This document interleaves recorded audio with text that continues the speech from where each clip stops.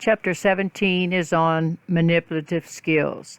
A manipulative skill is one in which a child is going to handle an object with their hands or their feet or other body parts. So manipulative skills are very basic to developing sports skills.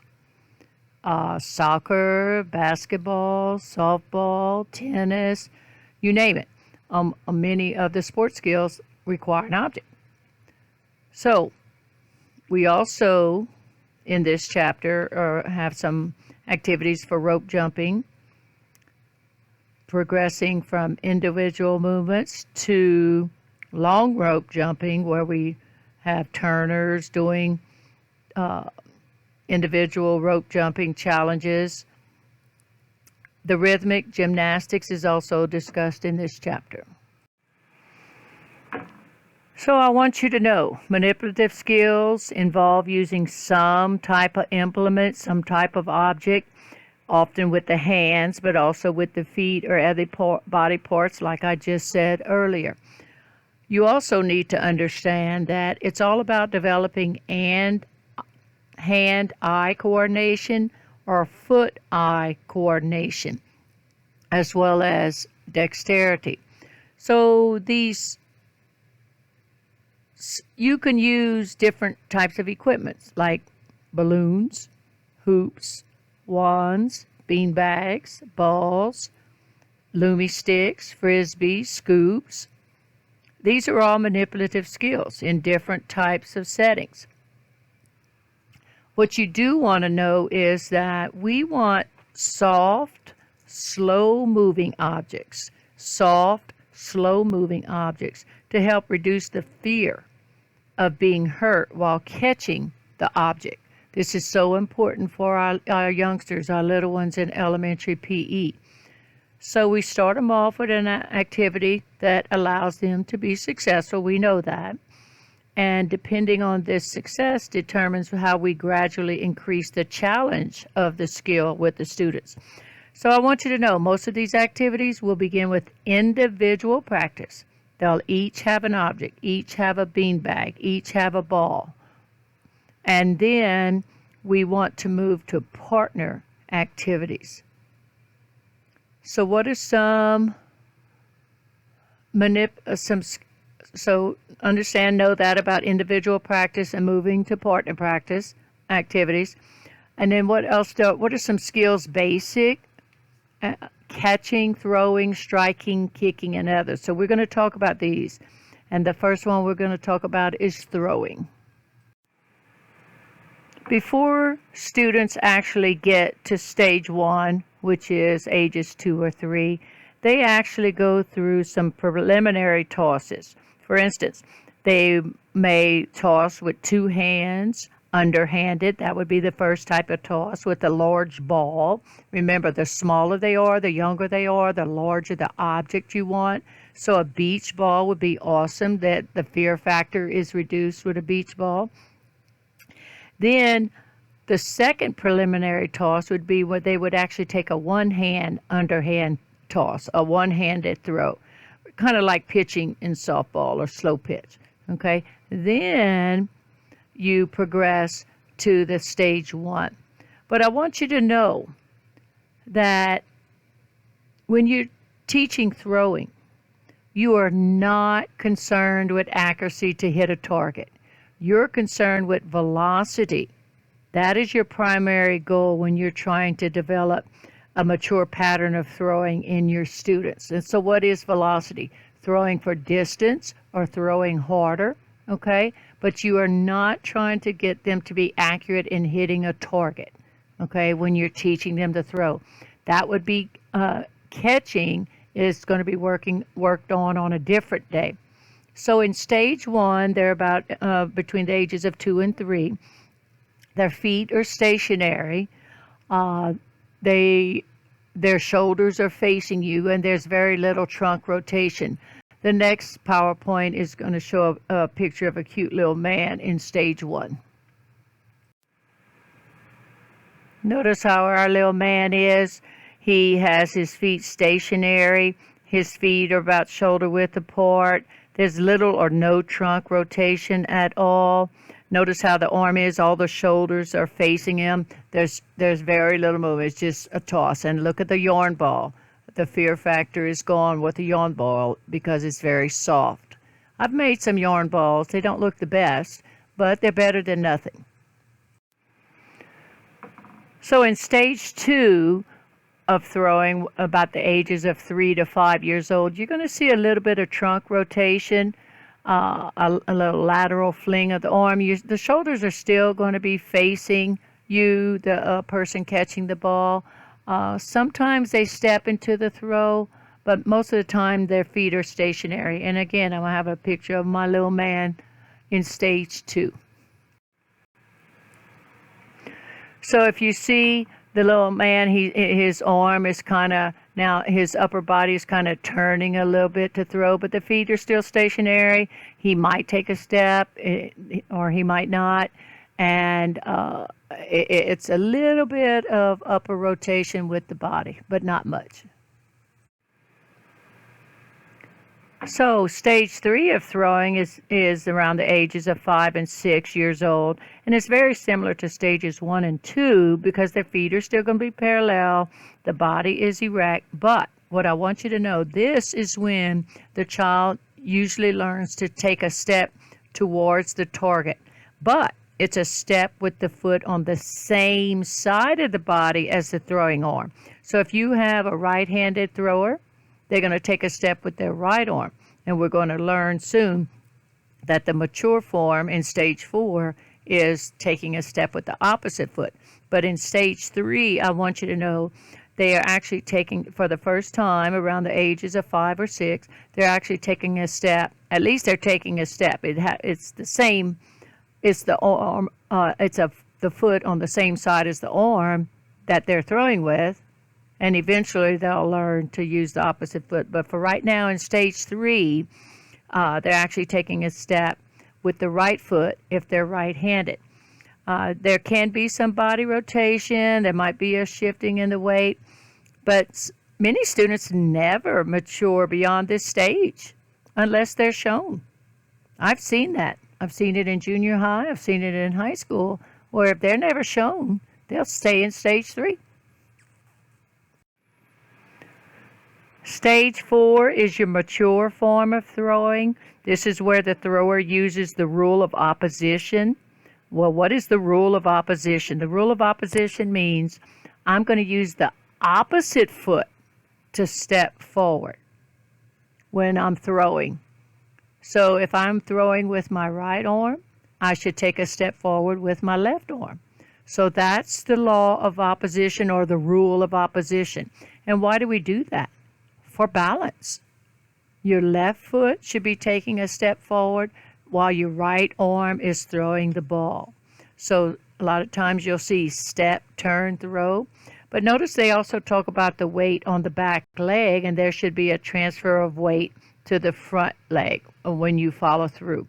The next PowerPoint slide will show a picture of what I'm talking about. What I also need to make sure you understand in stage 4, the mature form of throwing, this is where the arm closer to the left arm, if you're a right-handed thrower, that left shoulder should be facing your target, facing the person who's catching the ball. So there should be a straight line from the person catching your ball to your left arm, left shoulder, and right arm that has the ball. It should be in a straight line. No longer should your shoulders no longer are your shoulders parallel facing the target like they were in stages 1 and 2 and 3. Okay? So notice here they are standing up. Left shoulder, right shoulder, ball is all in line with the person receiving the ball. Notice the weight transfer from the back foot to the front foot. Okay? And notice the left arm kind of targeting towards the person catching his ball. And then there's the follow through. So this is our step, turn, and throw. a mature form of throwing. This is your goal. This is what you eventually want them to do after about 6 years old. These are the points to stress when teaching throwing, and it's reviewing everything we just said. Stand with the non-throwing side of your body facing the target. So this is your stage 4, the mature form. Step toward the target with the leg opposite the throwing arm. Rotate hips. Bend the arm at the elbow. I never stress that, but that is so important. You want to form an L with the arm that is the throwing arm. Not a lazy L, which means your elbow is low. Not an excited L where your elbow is up high, even with your ear. But you want to form a 90-degree angle, an L. When you're teaching the kids, you're not going to say a 90-degree angle, but you're just going to talk about the letter L with the elbow. That's very important. And then we already talked about the body weight on the rear foot during the early phases, but then it shifts to the front foot.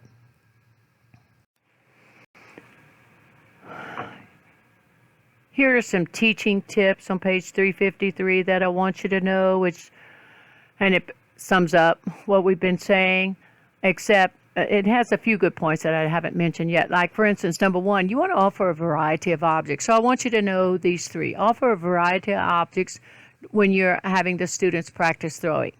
This way they'll understand the different weight or the diameter, how it affects the distance that they're trying to throw for, or the speed that the object is going to be able to go. Okay, so you have your wiffle balls, you got your dimple balls, you got your playground balls. Okay, you have all different sizes, which would be the diameter, and then the weight. Soccer balls or volleyballs weigh more than playground balls or wiffle balls. So offer all different types of objects, a variety of objects when you're teaching throwing. Number 2, we've talked about this where when they're just learning how to throw, you want to teach them how to throw for distance, and you want to teach velocity, which means throwing harder.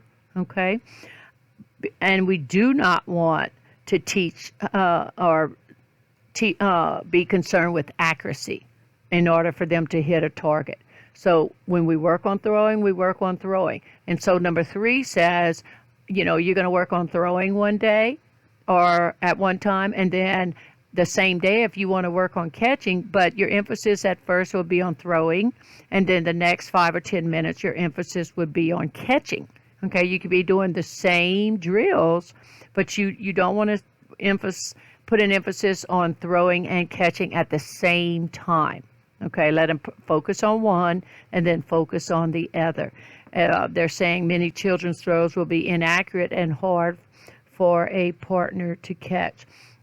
Number 4 in the book talks about carpet squares or circles or poly spots that you could put on the floor to teach them the rule of opposition. And I know PE teachers do that when they're first learning. Okay, they'll have 2 poly spots, maybe a blue poly spot for the right foot in the back and a yellow poly spot for the left foot in the front.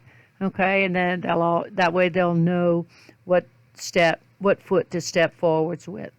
And then number 5 talks about bean bags and yarn balls, how they're excellent for developing throwing velocity because they do not bounce.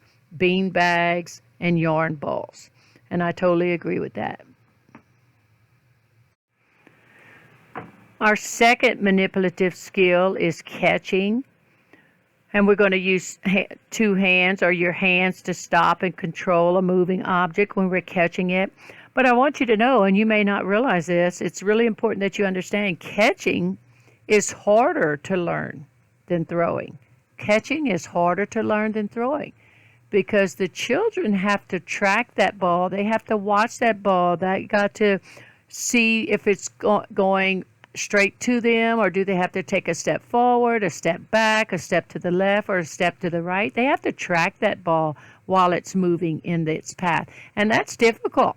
That's something they have to learn. So in stage 1, the child's going to hold their arms out in front of their body with the elbows extended.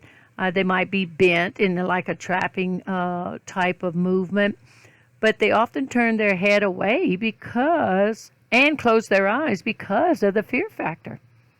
And I'm about to show you a picture of stage 1. And in stage 2, it's very similar to stage 1, but rather than waiting for the ball to come in contact with the arms, they'll actually reach out for the ball and cradle it somewhat.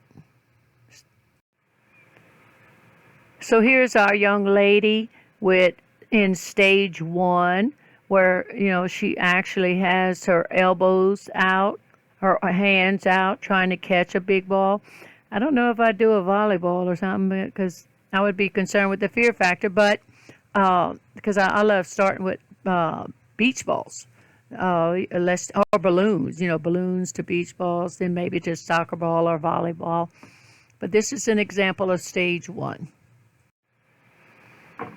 So on stage 3 of catching, they're preparing to actually catch the ball by lifting their hands, their arms slightly, and they might use their chest as a backstop if it's a big ball, but they're actually going to make contact with their hands first. In stage 1 and 2, they're using their arms. Okay, so in stage 3, they use their hands to catch the ball.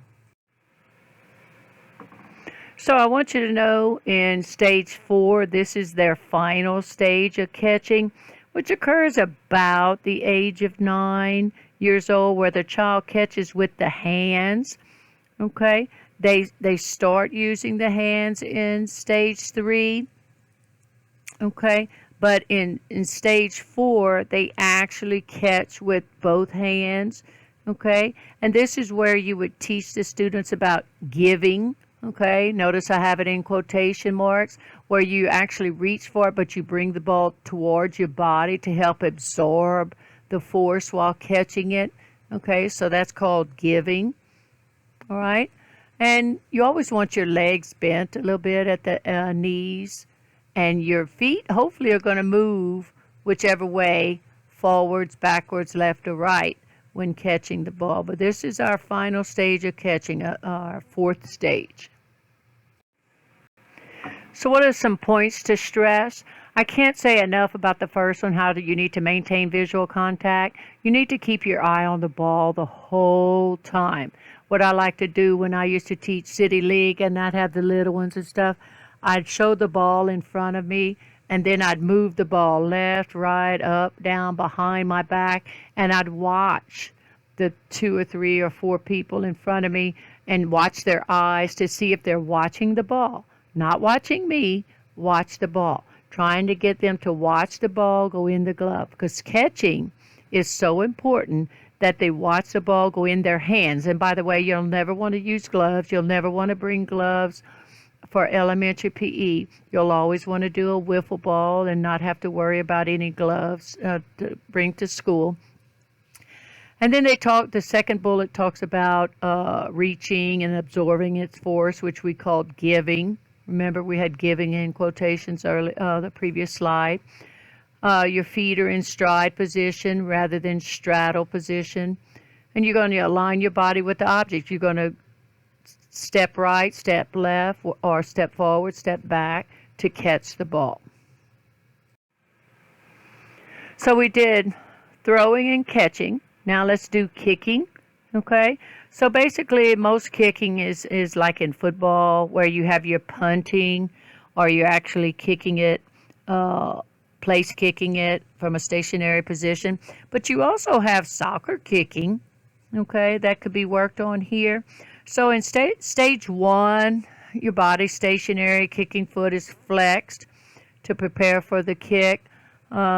Kicking motion carried out with a straight leg, little movement of the arms or trunk, so no upper body movement.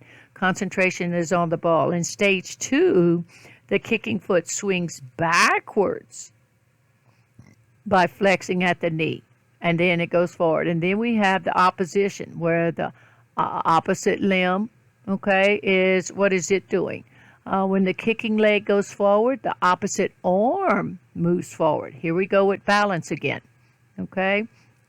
And the kicking leg moves further forward in the follow-through. After you kick the ball, what is your leg going to do? Is it going to just stop? No, you continue, and that's what's called follow-through.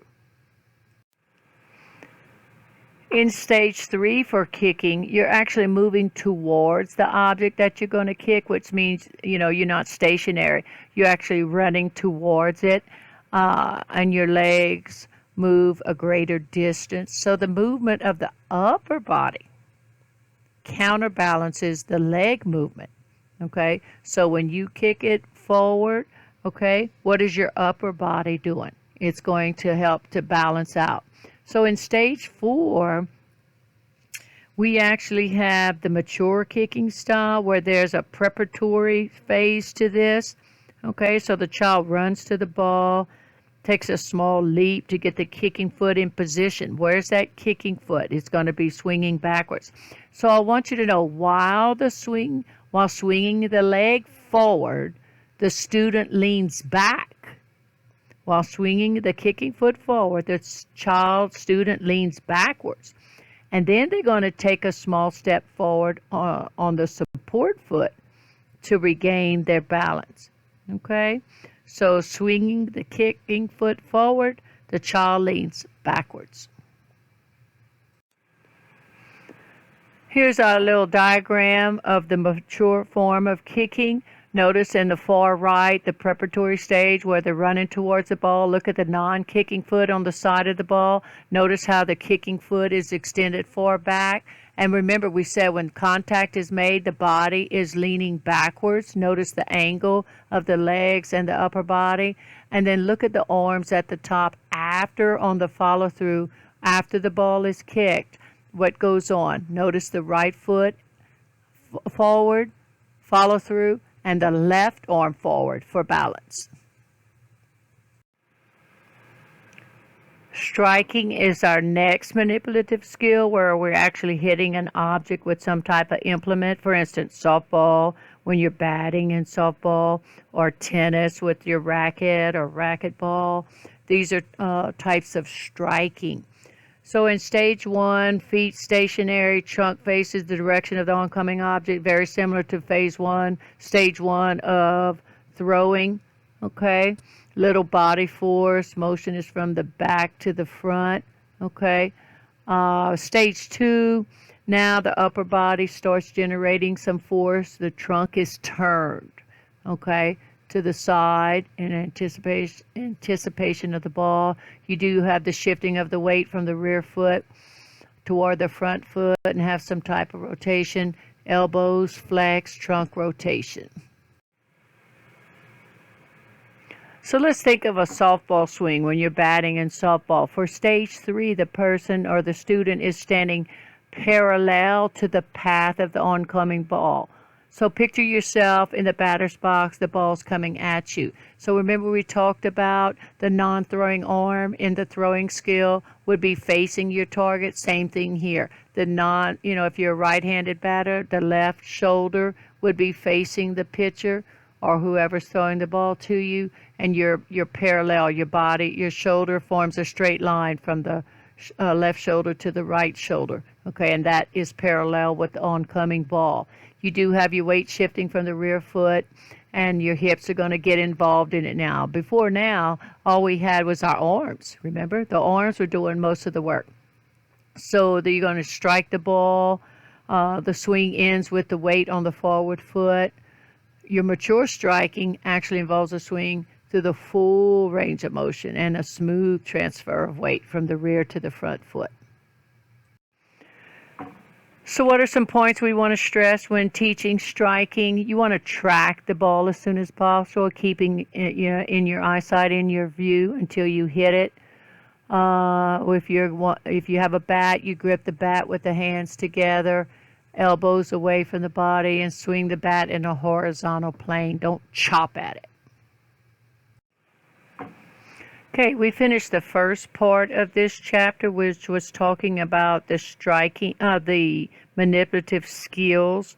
Now we're going to go on to manipulative skill activities. What activities can we teach? So I want you to know throwing, batting, kicking, and catching. Throwing, batting, kicking, and catching are all important skills that should be taught. And we can use bean bags or various balls to do so. These are all manipulative skills. They require an object, and the object is in flight in order for us to catch. So what are some instructional activities that we're talking about? Why work on group activities around the equipment rather than the skills? I want you to know that. So they talk about it in the book, working within your groups of activities. Sometimes the students focus on the same type of skill, uh, but they stay motivated because of the many different challenges that are being offered. You can have your random practice opportunities and where you move them around, and we talked about this in a previous chapter, where there's better retention by moving, not staying in the same spot. But it's and they're less likely to become bored. But why do some work on their group activities so that they just use the same piece of equipment, okay, rather than the skills? Well, if you create that random practice sessions that we're talking about by using different types of equipment to practice the same skills, that's certainly possible. But I want you to know this approach makes most lessons equipment intensive. What do I mean by that? That I want you to know. The teachers often avoid units that demand too much equipment. And why do we do that? Because of the difficulty of moving it to and from your closet or where the equipment's stored or to the instructional area. Like some people, if depending on your, you may want to gear your lesson to where they're using minimal pieces of equipment because it's just difficult to bring from one to the other. Now you can bring 2 or 3 different types of pieces of equipment, and that won't get too intensive, okay? I don't find that's an issue.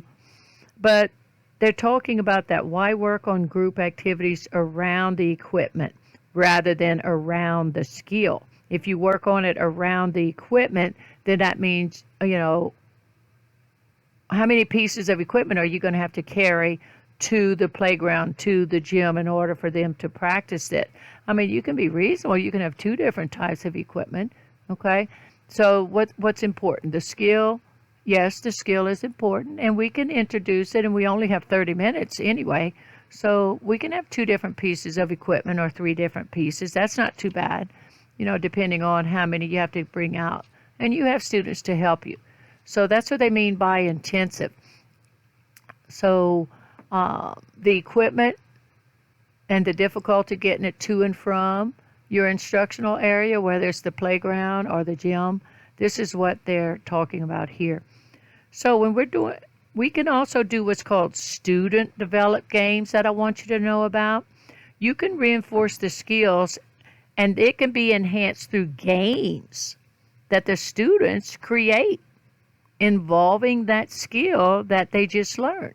But what you need to understand is this. Not only do you need to understand that students can develop the games with that skill they just learned, but you cannot have them work on competition. They're just learning that skill. They might just be learning how to throw or catch or strike an object. You do not want to introduce competition at such an early stage in the development of the skill.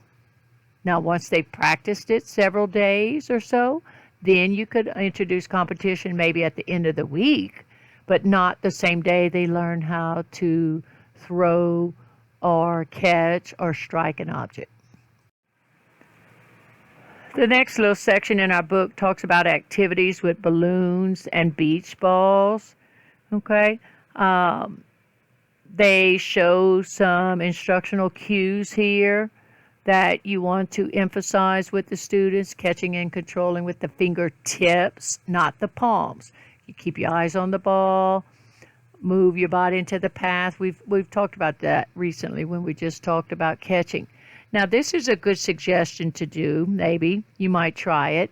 Use twist ties to close the balloons. Don't tie a knot with the balloon. That way it's easy to deflate. I've never tried it, but it might work. And beach balls, they last longer. They're easier to control. and they can be a little bit under inflated when you do it. I've just learned beach balls are only available at the stores whenever during the hot months. You can't get or buy beach balls at the dollar store or Walmart during the cold months. So take that in mind whenever you want to get some beach balls. So what is the recommended progression when you're teaching or using the balloons and beach balls for the manipulative object? I like free exploration. What does that mean? This book took out the different teaching styles, but free exploration was one of the teaching styles where you just let the kids play, let them do for about 30 seconds, maybe a minute, and show me what you can do with the balloon. Show me what you can do with the beach ball. Show me what you can do with the scoops and balls. Okay? So the second point was to introduce the specific hand, finger, and arm contacts, and make sure you do dominant and non-dominant. Okay? And at different levels and different body parts. If you're going to do the balloons, we know we can do elbows, shoulders, head, knees, ankles, all different body parts. And another possibility in the book, they talk about a sequence of 3 or 4 body parts. Okay, so you might have the body parts put on flashcards with the names of the body parts, and they have to take their eyes off the balloon to see what's on your flashcard. Batting from various body positions, kneeling, sitting, lying. And so these are things we do. These are in our activity outline. Number 5 in our book talks about using an object. And we did the Lumi sticks. I don't know if you remember that, but Lumi sticks is what you use for that. Or you can do a ball or a paddle to control the balloon. Number 6, restrict your movement. Keep one foot in place or both feet inside a hoop. Number 7, work with a partner by alternating turns.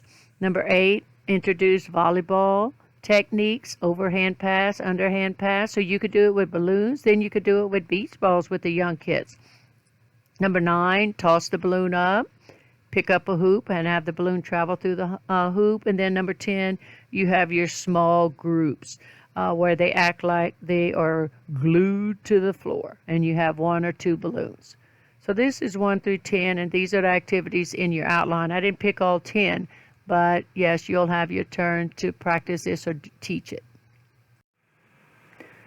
The next little section talks about activities with beanbags. So I want you to know beanbag activities provide valuable learning experiences for your elementary school children at all levels. Development level 1, development level 2, development level 3.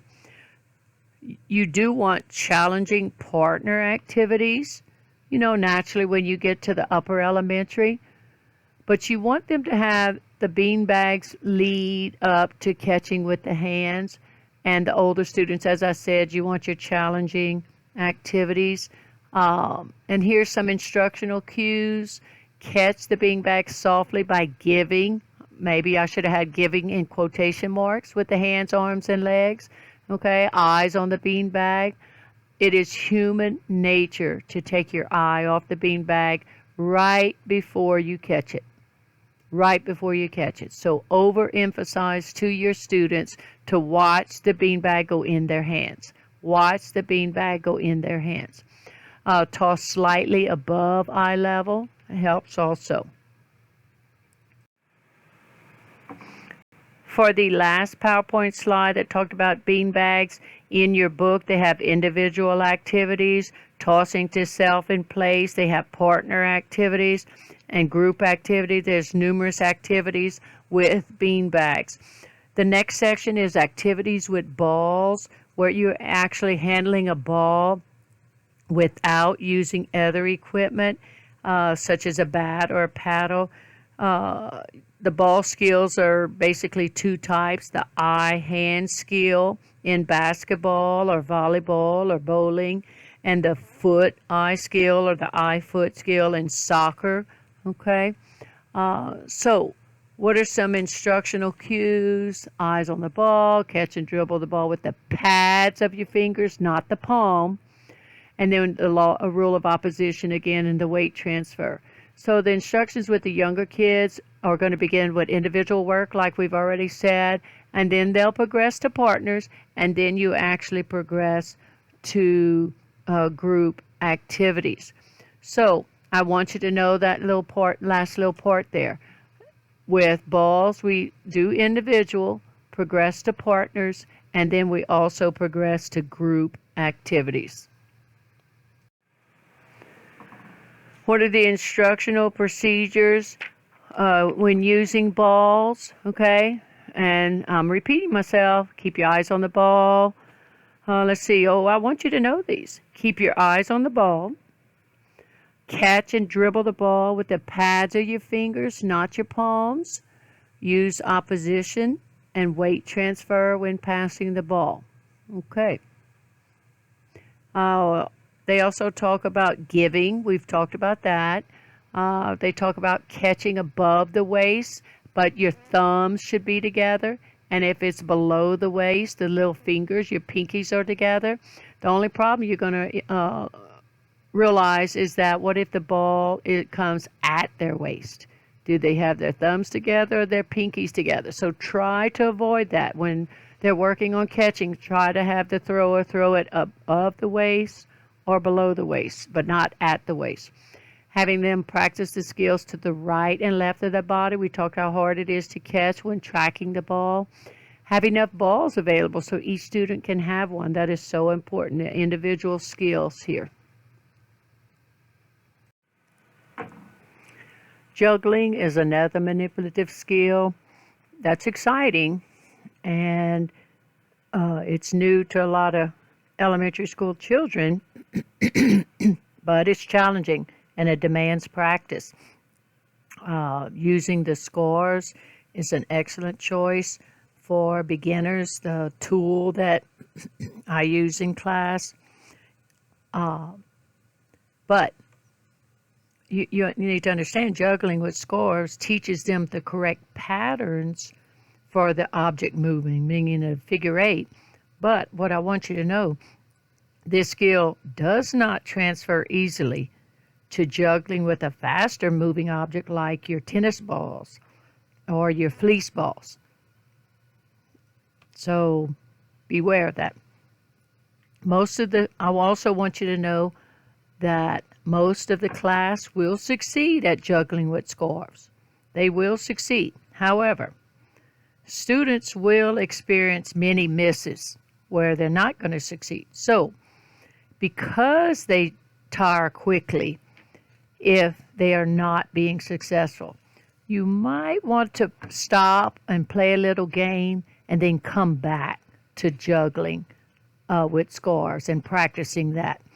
That's a good, helpful hint about juggling.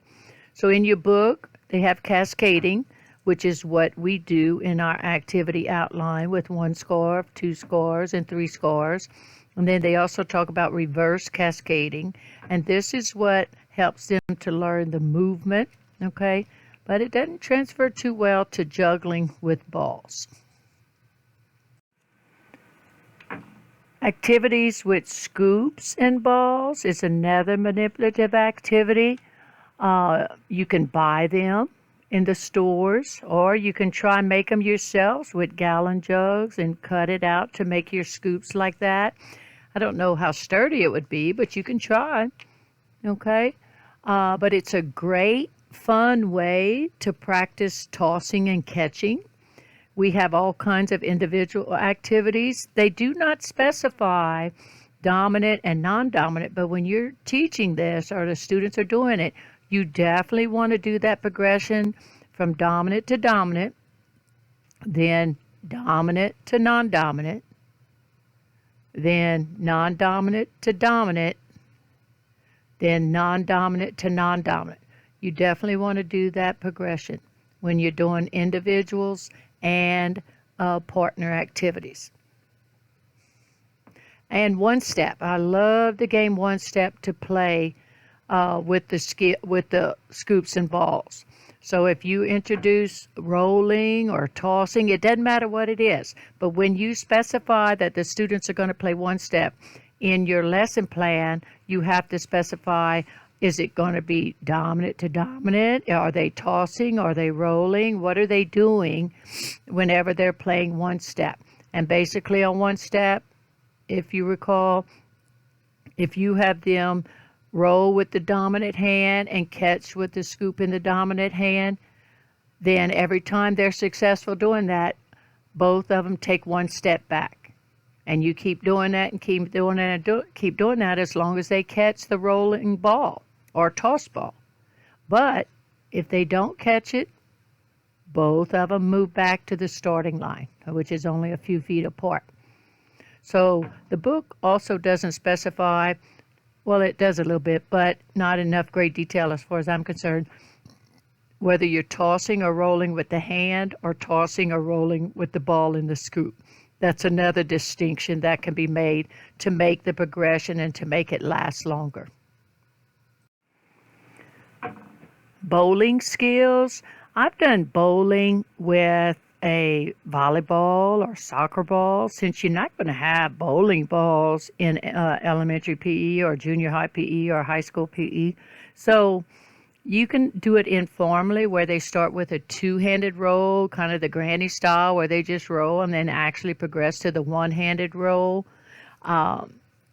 You can have bowling pins. Well, what if you don't have bowling pins? I've saved some of those coffee creamers. It's about the size of a bowling pin, or I've done it with 2-liter Coca-Cola containers and saved up those. And I've also taught it where we don't have 10 bowling pins, but we'll do 3 for them to learn, okay? And then you can do a progression to where you eventually go to 4 and go to 10. Small cones can be used. Okay, I wouldn't do people. Okay, but when I teach the one-step approach, that's going to be my next slide. So this is the mature 4-step approach in bowling that you eventually want to teach when they get to about 5th grade, where they step forward with the right foot and pushing the ball forward. So you push the ball out away from you. Then with both hands. Okay? Then when you step with the left foot, the ball's got to swing down backwards in a backward swing. Then when you step with the right foot again, now the ball's going to go forward, okay? And when you step with the left foot, you bowl. You let it go. I taught the 5th graders on up to cup the soccer ball or volleyball with their hand and forearm to do it, okay? It can be done. And I'm just wondering how many of you know about the sleeper when you have 10 pins, if you know where the sleeper is. Activities with wands. I tried wands years ago, but they're noisy when they're dropped. So you have the children hold their wands with both hands, or have them put them on the floor when you're giving instructions. And this is one of the reasons why I stopped doing it. They require flexibility. And a lot of us at our age, we're not too flexible. And the children are more flexible than us, and they're not going to be able to do it. So I didn't see much interest in it. I lost interest in it. Giving each child adequate space, because the wand stunts demand room, and you want to avoid injuries at all costs, at all possibility. So do not allow children to misuse the wands. So like I said, I used to do wands years ago, and I just quit doing it. We weren't very flexible, and we weren't too successful. Activities with hoops on page 375. You have different size hoops. You have the smaller diameter ones for your elementary students, and then you have the larger ones like what we use in our PE for us, because we are adults. But they give you some good instructional procedures here to keep in mind. The hoops can also be quite noisy. So have them lay them on the floor when they need to listen to your instructions. They can be a great creative tool. Let them explore, free exploration. I've talked about that, and see what they can do with the hoop, for 30 seconds or so for an intro activity. And make sure you give them enough space. It requires a lot of space. I want you to know the fourth one. In activities that require children to jump through the hoops, kind of like a jump rope type of thing, instruct the holder, the student, to grasp the loop lightly, the hoop lightly, so that they don't. It's not awkward for them. Okay. And another thing I want you to know about hoops, they can serve as home position for various activities. I've seen numerous activities taught at the Layford Convention, or I've used hoops as home. That it's just such a useful tool that you can do it. In the parachute flyaway activity, you can use the hoop at the end in order to place the bean bags from take them out of the bucket and then put them in the hoops as a home position. And they're also good targets. When you're throwing hoops, be careful, follow the proper sequencing. Activities with jump ropes. I want you to know jump roping or rope jumping is an excellent activity for conditioning all parts of the body. If you don't have much time, jump rope. You're working your arms, you're working your heart, you're working your legs, you're working your abdominal muscles. It's a great conditioning tool. Whenever you jump rope, you're increasing your coordination, your rhythm, your timing, while there's a bunch of other challenges being offered.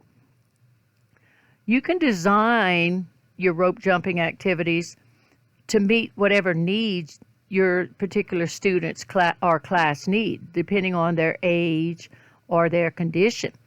So it's a very useful activity to teach children because it carries over that value of being active later on in life. Some appropriate rope jumping skills that are essential for bringing success to students. Highly advanced and complex activities should be introduced only to advanced students. Only to advanced students.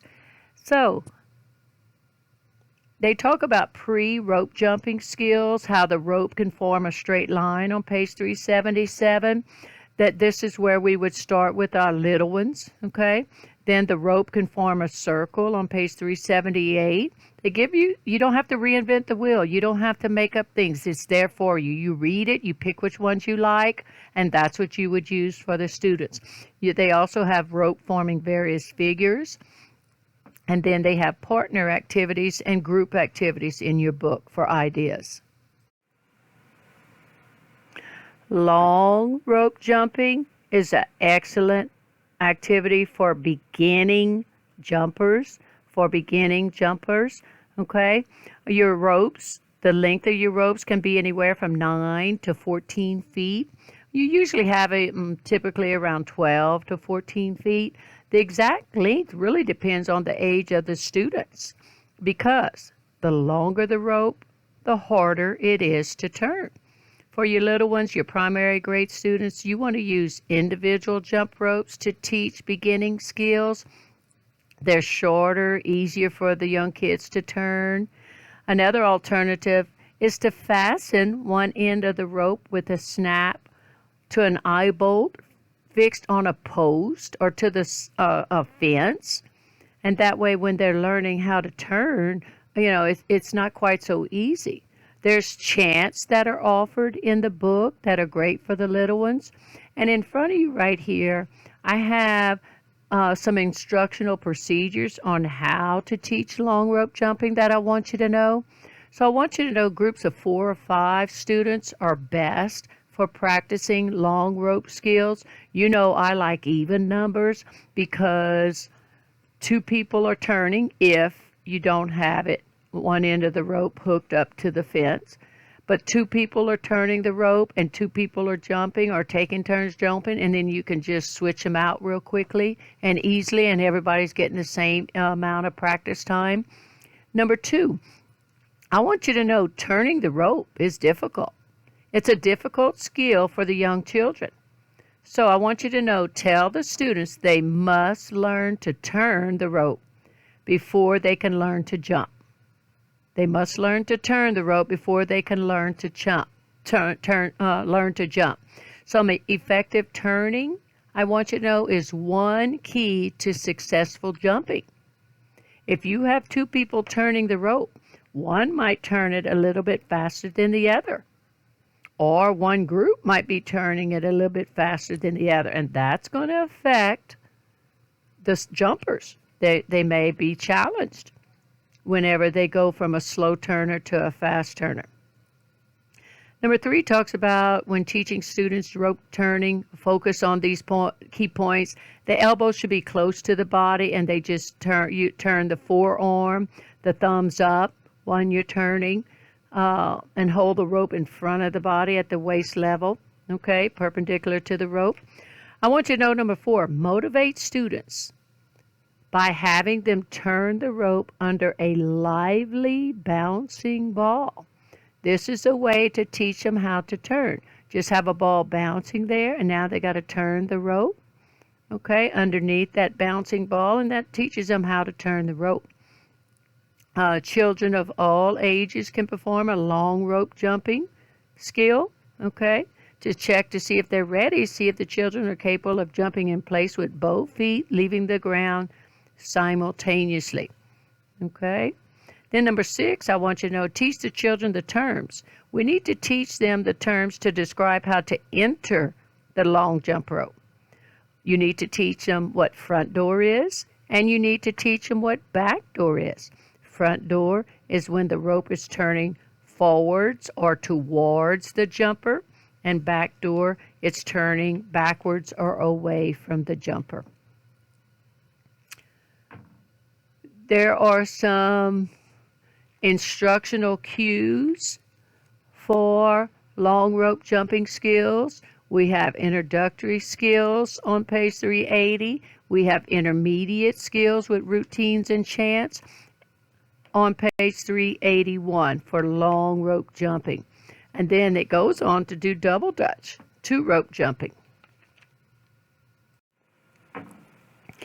We also have individual rope jumping that I want you to know, in which you should stress establishing basic turning skills. Basic turning skills, how to turn and jump over it, and letting them create their own personal routines.